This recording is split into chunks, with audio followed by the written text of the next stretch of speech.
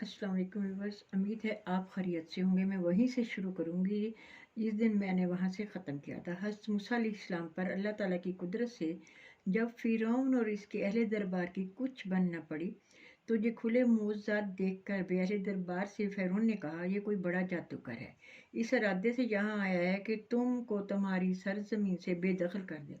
अहले दरबार से फ़िरौन ने मशवरा किया, तुम्हारा क्या ख्याल है? अहले दरबार ने कहा, आप मूसा और इसके भाई को कुछ मोहलत दे दें और मुल्क के नामवर जादूगरों को बुला लें, फिर एक बड़े मैदान में इन सब का मुकाबला करवाएं।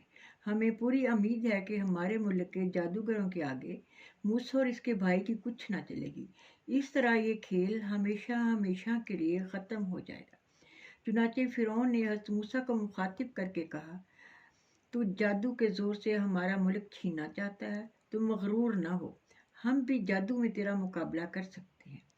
दिन और जगह मुकर्रर हो जाए, हम भी इस दिन वहाँ आ जाएं और तू भी खुले मैदान में सबके सामने हार जीत लेकर आना। हज़रत मूसा अलैहिस्सलाम ने फरमाया, मुझे मंजूर है। मेरा ख्याल है कि इसके लिए तुम्हारा ईद का दिन मुनासिब रहेगा। इब्ने अब्बास रज़ी अल्लाह अन्हु फरमाते हैं कि उनकी ईद का दिन अशूरा का दिन था, जिससे हक साफ और वाज़ेह हो जाए, हर एक पर खुल जाए। इसलिए आपने इनकी ईद का दिन मुकर्रर किया और वक़्त दिन चढ़ने का बतलाया।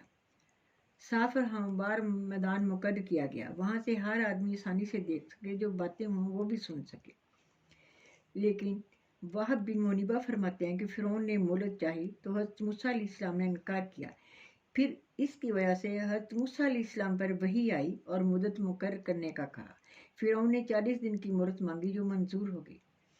मुद्दत मुकर्रर हो गई, दिन और वक़्त और जगह का तयन भी हो गया। तो फ़िरौन ने इधर उधर से जादूगरों को जमा कर लिया और इस ज़माने में जादू का बहुत ज़ोर था। बड़े बड़े जादूगर मौजूद थे। मुकर्ररा वक़्त तक जादूगर भी जमा हो गए। इस मैदान में फ़िरौन अपना तख्त लगवाकर उस पर बैठा, तमाम उमरा वुर्ज़ा भी अपनी अपनी जगह पर बैठ गया।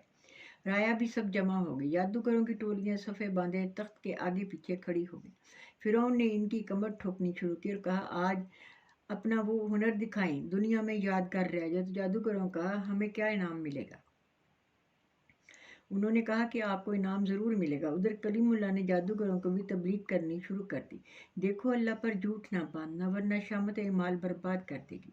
लोगों की आंखों में धूल ना झोंकना, दर हकीकत कुछ ना हो, तुम अपने जादू से सब कुछ दिखा दो। खुदा के सिवा कोई खालिक नहीं। मूसा ने लोगों से कहा, तुम्हारे लिए खराबी है, अल्लाह पर झूठ ना बांधना। ये सुनकर आपस में चेमगोइयाँ शुरू हो गई। बात तो समझ गए और कहने लगे कि यह कलाम जादूगरों का नहीं, ये तो सचमुच खुदा के रसूल का है। बाज़ ने कहा कि जादूगर है, मुकाबला करो। ये बातें बहुत एहतियात पोशीदा की गई। अब उन्होंने बिलाशुबा दोनों जादूगर हैं और चाहते हैं कि आप अपने जादू के जोर से तुमको तुम्हारे मुल्क से निकाल दें। ये फ़िरौन ने कहा कि दोनों भाई बड़े सियाने हैं, जादूगर हैं, तो बात ये चाहते हैं कि बादशाह का कुर्ब इनको नसीब ना हो। लेकिन आज ये अगर बाजी ले गए तो जाहिर है कि रियासत इन्हीं ही की हो जाएगी। तुम्हें मुल्क से निकाल दिया जाएगा, अवाम इनके मतहत हो जाएंगे, बादशाह छीन लेंगे, साथ ही तुम्हारे मज़हब को भी मिलिया मेट कर देंगे। तमाम तुम्हारे बुजुर्ग जलील हो जाएंगे, अमीर फ़कीर बन जाएंगे। बनी इसराइल जो तुम्हारे गुलाम हैं, सब इनके साथ हो जाएंगे, तुम्हारी हुकूमत पाश पाश हो जाएगी। लिहाजा इनके मुकाबले में सफ़ा बंदी करके अपना कोई फ़न बाकी ना रखो। जी खोल कर होशियार दनाई से अपने जादू के ज़ोर से इसे दबा लो। अगर वो जीत गया तो रियासत इसकी हो जाएगी, अगर गालिब आ गए तो तुम सुन चुके हो कि बादशाह आपको ना ख़ास बंदा बना लेगा। जादूगरों ने मूसा अलैहिस्सलाम से कहा, तुम अपना वार पहले करते हो जो हम करें? कलीमुल्लाह ने फरमाया, तुम पहल करो। चुनांचे उन्होंने अपनी लकड़ियाँ और रस्सियाँ ज़मीन पर डाल दी। फिर उन्होंने जादूगर ने फ़िरौन के इकबाल की कसम, बिलाशुबा हम ही गालिब रहेंगे। लोगों की आंखों पर जादू करके उन्हें खौफज़दा कर दिया। हज़रत मूसा की आंखों पर भी जादू करके बंदिश कर दी, फिर फ़िरौन की आंखों पर, फिर तमाम लोगों की आंखों पर। जब इन जादूगरों ने डाला जादू तो लोगों की आंखों को महसूर कर दिया। जादूगरों ने अपनी रस्सियाँ और लाठियाँ डाल दी, लोगों की नज़र बंदियाँ कर दी। यूँ दिखाई देने लगा जो कुछ ये देख रहे हैं हकीकत में ऐसा ही है। हालांकि जो रस्सियाँ और लाठियाँ थीं, देखने वालों को फक्त ये वहम था कि ये सांप है। इनकी फेंकी हुई रस्सियों और लाठियों से सारा मैदान भर गया और वो आपस में गुड मुड होकर ऊपर तले होने लगे। इस मंजर ने हज़रत मूसा अलैहिस्सलाम को खौफज़दा कर दिया। کہیں ایسا نہ ہو کہ یہ لوگ ان کے کرتب کے قائل ہو جائے اور اس باطل میں پھنس جائے۔ پھر اچانک ان کی رسیاں لاٹھیاں ان کے جادو سے موسیٰ کے خیال میں ایسے معلوم ہونے لگی جیسے وہ دوڑ رہی ہیں۔ یہ دیکھ کر موسیٰ نے اپنے دل میں تھوڑا سا خوف محسوس ہوا۔ پھر وہی آئی حضرت موسیٰ علیہ السلام پر کہ اپنے دائیں ہاتھ میں موجود لکڑی کو زمین پر پھینک دو۔ آپ نے جب لکڑی پھینکی تو وہ ایک بہت بڑا اژدہا بن گئی جس کے پیر بھی تھے اور اس کا سر بھی تھا اور دانت بھی تھے۔ اس نے دیکھتے ہی دیکھتے سارے میدان کو صاف کر دیا۔ اس میں جادوگروں کے جتنے بھی کرتب تھے سب کو ہڑپ کر لیا۔ اب سب حق پر تھے اور واضح ہو گیا کہ موزہ اور جادو میں بہت فرق ہے۔ حق اور باطل میں پہچان ہوگی۔ سب نے جان لیا جادوگروں کی بناوٹ میں اصلیت کچھ بھی نہ تھی۔